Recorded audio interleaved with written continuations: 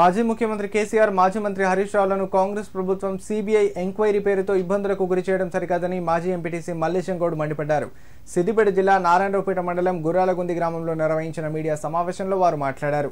బీడుపడ్డ భూములను సస్యశ్యామలం చేసిన ఘనత కేసీఆర్, హరీష్ రావులకు దక్కిందని తెలిపారు. కాళేశ్వరం ప్రాజెక్టును యుద్ధ ప్రాతిపదికగా నిర్మించి రైతుల సాగునీటి గోస తీర్చినట్లు తెలిపారు.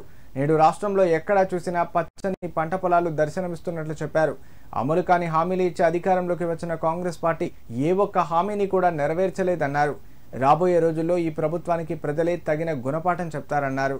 మొన్న జరిగిన అసెంబ్లీలో గౌరవ మాజీ మంత్రులు హరీష్ రావుపై కాంగ్రెస్ పార్టీ గౌరవ ముఖ్యమంత్రి రేవంత్ రెడ్డి గారు మరియు మంత్రులు చేసిన ఆరోపణలు సరికాదు.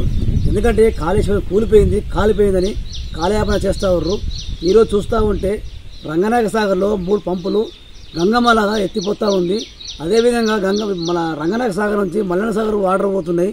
అదేవిధంగా మిడ్మానేరు పూర్తయింది. అదేవిధంగా కొండపోచమ్మ డ్యామ్ నిండింది. ఇలా రైతులు సస్యశ్యామలంగా ఉండాలంటే కేవలం హరీష్ రావు ఆయన కృషి వల్లే. కాకపోతే ఈరోజు ఏమంటారంటే ఈ సిబిఐ పేరును పెట్టి దాన్ని ఆరోపణ పెట్టి దాని కాలయాపన చేస్తారు తప్ప ఈ కాంగ్రెస్ పార్టీ చేసింది ఏం లేదు.